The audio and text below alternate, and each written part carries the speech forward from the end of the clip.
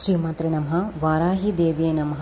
అందరికీ నమస్కారం అండి. భక్తి తరంగాలు తెలుగు ఛానల్కు స్వాగతం. ఇవాల్టి వీడియోలో మనం వారాహి మాత యొక్క అత్యంత శక్తివంతమైన 12 నామాలను జపించటం వలన కలిగే శుభాలను, అలాగే వారాహి మాత యొక్క అద్భుతమైన లీలల గురించి తెలుసుకుందామండి. మన జీవితంలో వచ్చే ఎటువంటి కష్టతరమైన సమస్యలనైనా సరే ఈ 12 నామాలను జపించటం వలన సులభంగా బయటపడగలము. నిజానికి నవరాత్రులు అనగానే ఆశ్వీజ మాసంలో వచ్చే శరన్నవరాత్రులు, అలాగే చైత్ర మాసంలో వచ్చే వసంత నవరాత్రులే మనందరికీ తెలుసు.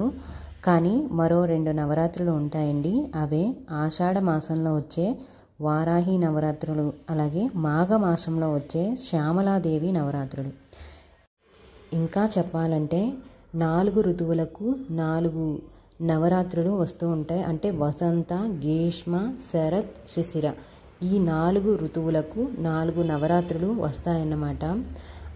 అయితే చైత్ర మాసంలో ఎక్కువగా మనం లలితాదేవి ఇంకా శ్రీ రాజరాజేశ్వరి దేవిని నవరాత్రులు జరుపుకుంటూ ఉంటాం. అలాగే ఆశ్వీజ మాసంలో మనం దుర్గాదేవి యొక్క నవరాత్రులు జరుపుకుంటాం. ఇంకా ఆషాఢ మాసంలో మాత్రమే వారాహిదేవి యొక్క గుప్త నవరాత్రులు అనేవి జరుపుకుంటాం. ఇంకా మాఘమాసంలో శ్యామలాదేవి యొక్క నవరాత్రులు అనేవి జరుపుకోవడం జరుగుతుందండి. కానీ మనకి లలితాదేవి ఇంకా దుర్గాదేవి యొక్క నవరాత్రులు మాత్రమే బాగా తెలుస్తూ ఉంటాయి. శ్యామలాదేవి, వారాహిదేవి యొక్క నవరాత్రులు అనేవి అంతగా మనకి తెలియవు. జగన్మాత యొక్క అహంకారం నుండి ఆవిర్భవించిన వారే మహావారాహిదేవి. ఈమె శ్యామలాదేవి యొక్క సామ్రాజ్యానికి మొత్తానికి కూడా మహామంత్రిగా వ్యవహరిస్తూ ఉంటారు. అలాగే దేవసేనకైతే ప్రధాన అధికారిగానే వ్యవహరిస్తారు వారాహిదేవి.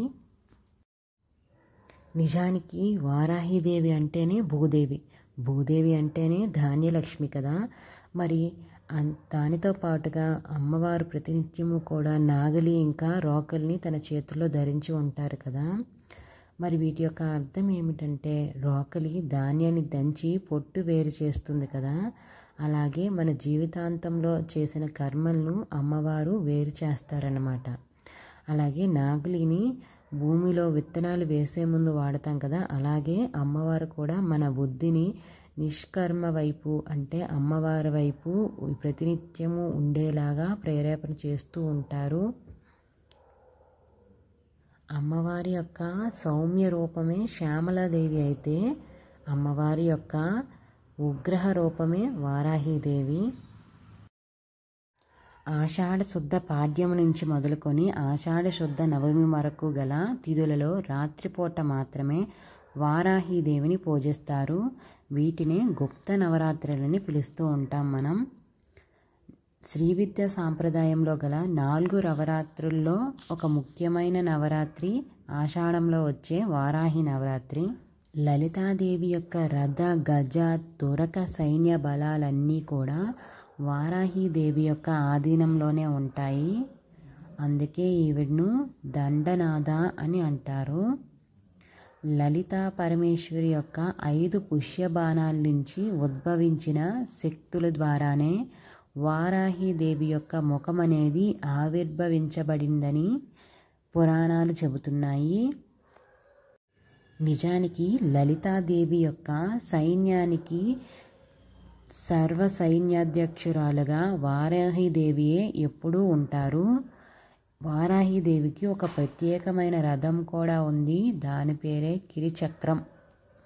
వారాహిదేవి యొక్క రథం ఎలా ఉంటుందంటే 100 వరహాలు లాగుతున్నట్లుగా ఉంటుంది. రథసారథి పేరుని స్తంభిని దేవి అని పిలుస్తారు.